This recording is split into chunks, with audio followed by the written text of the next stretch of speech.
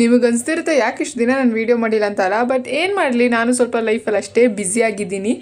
ಇವಾಗ ನಾನು ನನ್ನ ಫ್ರೆಂಡ್ ಮನೆಗೆ ಹೋಗ್ತಾ ಇದ್ದೀನಿ, ಯಾಕಂದರೆ ಯುಗಾದಿ ಹಬ್ಬಕ್ಕೆ ಊಟಕ್ಕೆ ಕರೆದಿದ್ದಾಳೆ. ಹೇ ಸ್ಪಾರ್ಕಲ್ಸ್, ನಮಸ್ಕಾರ. ಹೇಗಿದ್ರೆ ಎಲ್ಲರೂ ಚೆನ್ನಾಗಿದ್ದೀರಾ ಅಂತ ಅಂದ್ಕೊಂಡಿದ್ದೀನಿ.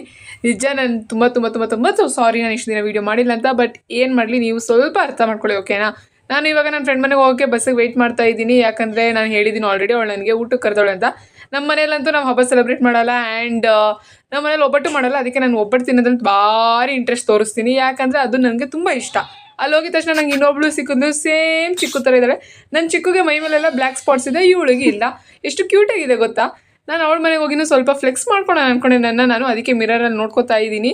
ನಾನು ಚೆನ್ನಾಗಿದ್ದೀನಲ್ವ ಟ್ರೆಡಿಷ್ನಲ್ ವೇರಲ್ಲಿ ಅಂತ ನನಗೆ ಕಮೆಂಟ್ಸಲ್ಲಿ ಹೇಳಿ. ಇವಳಿಗೆ ಮುಖ ತೋರಿಸು ಅಂತ ಹೇಳಿ ನನಗೆ ಸಾಕಾಗಿದೆ. ಅಂದರೆ ಗಂಟ್ಲು ನೋವು ಬಂದ್ಬಿಡ್ತು ನನಗೆ. ಇವಳಿಗೆ ಇನ್ನೂ ಮುಹೂರ್ತ ಸಿಕ್ಕಿಲ್ವೇನೋ ಪಾಪ ಮುಖ ತೋರ್ಸೋಕ್ಕೆ. ಇರಲಿ ಬಿಡಿ, ನಾನು ಜಾಸ್ತಿ ಬೈಕೋಬಾರ್ದು, ಯಾಕಂದರೆ ಇವಳು ನನಗೆ ಇವಾಗ ಊಟ ಸರ್ವ್ ಮಾಡ್ತಿದ್ದಾಳೆ.